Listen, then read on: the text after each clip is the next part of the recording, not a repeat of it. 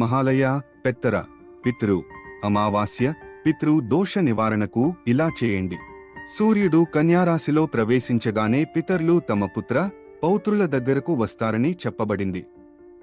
మహాలయ అమావాస్య నాడు వారు తమ సంతతి ద్వారం దగ్గరే నిలబడతారు. ఆ రోజు వారికి శ్రాద్ధ కర్మ నిర్వర్తించకపోతే దీవెనకు బదులుగా శపించి వెళ్లిపోతారు అని పెద్దలు అంటారు. భాద్రపద మాసములో కృష్ణపక్షమును మహాలయ పక్షము అంటారు. ఈ పక్షమున అన్ని వర్గముల వారు తమ పెద్దలు మరణించిన తిథిని బట్టి ఆయా తిథులలో తర్పణ శ్రాద్ధ కర్మలు చేయుదురు. ఉత్తరాయణము దేవతల కాలము గనుక ఉత్తమ కాలమని, దక్షిణాయనము పితృకాలము గనుక అశుభకాలమని మన పూర్వుల విశ్వాసము. ఈ మహాలయ పక్షములో ప్రతిదినమునుగాని ఒకనాడుగాని శ్రాద్ధము చేయవలెను. అట్లు చేసిన వారి పితరులు సంవత్సరము వరకును సంతృప్తులగుదురని స్కాంద పురాణము నాగర ఖండమున ఉంది. మహాలయ పక్షం మూలాలు.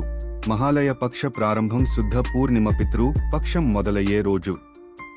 ఇక్కడ నుండి వరుసగా 15 రోజులు పితృ దేవతలు పూజలకు ఉద్దేశించినవి. పితృ దోషం అంటే ఒక శాపం. గత జన్మలో ఎవరైనా వృద్ధులకు కాని తల్లిదండ్రులకు కాని కష్టం కలిగించి ఉంటే దానికి కారణం ఆ వ్యక్తి యొక్క తల్లిదండ్రులు లేదా పూర్వీకుల చేత చేయబడిన దోషాలు కారణమవుతాయి. పూర్వీకులు చేసిన కొన్ని దోషాల వలన వారి తర్వాతి తరం వారు కష్టాల పాలవడం, పితృ దోషాలకు గురికావడం జరుగుతుంది. జాతక చక్రంలో ఇటువంటి దోషాలను గుర్తించవచ్చు. పితృదోషాల వలన అనేక రకాలైన సమస్యలు కలుగుతాయి.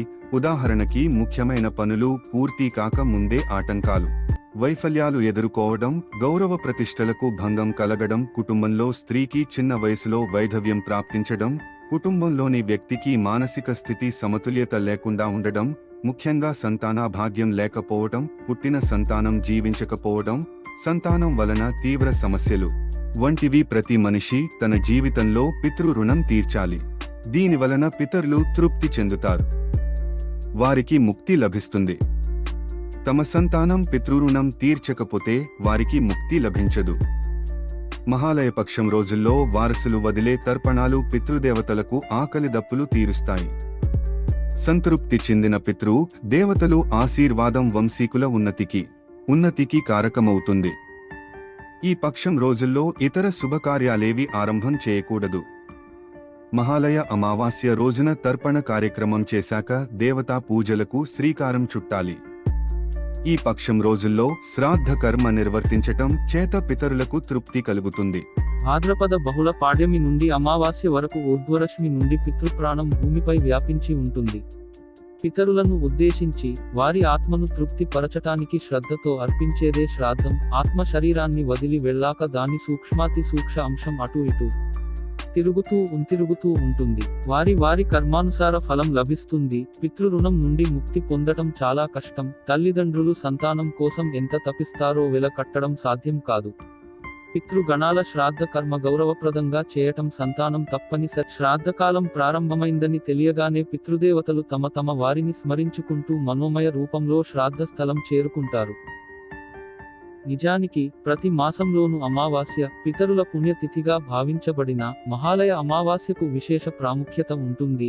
ఈ రోజు సమస్త పితృదేవతా విసర్జనం జరుగుతుంది. తమ పితరుల పుణ్యతిథి వివరాలు తెలియనివారు, పితృపక్షంలో ఆ తిథి నాడు కారణవశాన శ్రాద్ధం పెట్టలేనివారు మహాలయ అమావాస్య నాడు శ్రాద్ధం, దానం, తర్పణం చేస్తారు. ఎవరూ శ్రాద్ధ విముఖులు కాకూడదు. శ్రాద్ధ మహిమను శాస్త్రాలు విస్తృతంగా పేర్కొన్నాయి. శ్రాద్ధం చేయటం వల్ల సంతానం ప్రాప్తిస్తుందని స్కాంద పురాణంలో చెప్పబడింది. ఆదరపూర్వకంగా శ్రాద్ధ కర్మతో సంతోషపెడితే వారు తమ సంతత వారి ఆయువు, విద్య, ధనం, సంతానం సమస్తం కలిగి ఉండేట్టు ఆశీర్వదిస్తారు. శ్రాద్ధ కర్మలో నువ్వులు, గూడమిశ్రిత అన్నం సమర్పించిన దానం అక్షయం అవుతుంది. అన్ని దానాలలోనూ అన్నదానం ప్రధానమైనది. అన్నదానం ఎప్పుడ చేసిన మంచి ఫలితాన్నే ఇస్తుంది. కానీ ఈ మహాలయ పక్షంలో చేసే అన్నదానం వలన అనంతకోటి యజ్ఞ ఫలితం ప్రాప్తిస్తుంది. ఏ రోజు శ్రాద్ధ కర్మ చేస్తే ఎటువంటి ఫలితం లభిస్తుందని వివిధ పురాణాల ఆధారంగా పాడ్యమి నాడు శ్రాద్ధ కర్మ చేయటం వల్ల ధన సంపద లభిస్తుంది. ద్వితీయ నాడు శ్రాద్ధ కర్మ చేయటం వల్ల రాజయోగం, సంపద లభిస్తుంది. తృతీయ నాడు శ్రాద్ధ కర్మ చేయటం వల్ల శత్రువులు నశిస్తారు. చతుర్థి నాడు శ్రాద్ధ కర్మ చేయటం వల్ల ధర్మగుణం, ఇష్టకామ్య ప్రాప్తి కలుగుతుంది. పంచమి నాడు శ్రాద్ధ కర్మ చేయటం వల్ల ఉత్తమ లక్ష్మీ ప్రాప్తి కలుగుతుంది.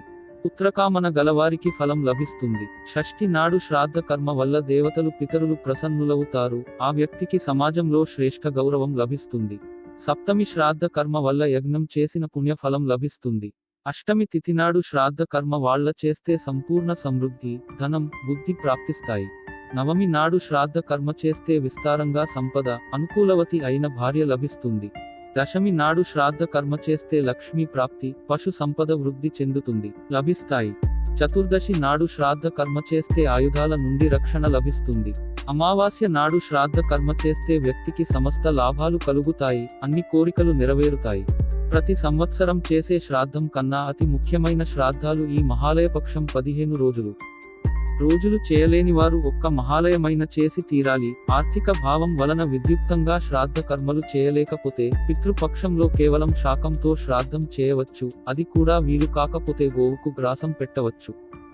అది చేయలేని వారు ఒక నిర్జన ప్రదేశంలో నిల్చుని అపరాహ్న సమయంలో 2 చేతులు ఆకాశం వైపు పైకి ఎత్తి పితృదేవతలకు నమస్కరించవచ్చు. శ్రాద్ధ కర్మ చేత పితృదేవతలకు సంతృప్తి కలిగించిన వ్యక్తికి భౌతికంగా సుఖ సంతోషాలు, పరలోకంలో ఉత్తమ గతులు లభిస్తాయని. అది చేయలేని వారు ఒక నిర్జన ప్రదేశంలో నిల్చుని అపరాహ్న సమయంలో 2 చేతులు ఆకాశం వైపు పైకి ఎత్తి పితృదేవతలకు నమస్కరించవచ్చు. శ్రాద్ధ కర్మ చేత పితృదేవతలకు సంతృప్తి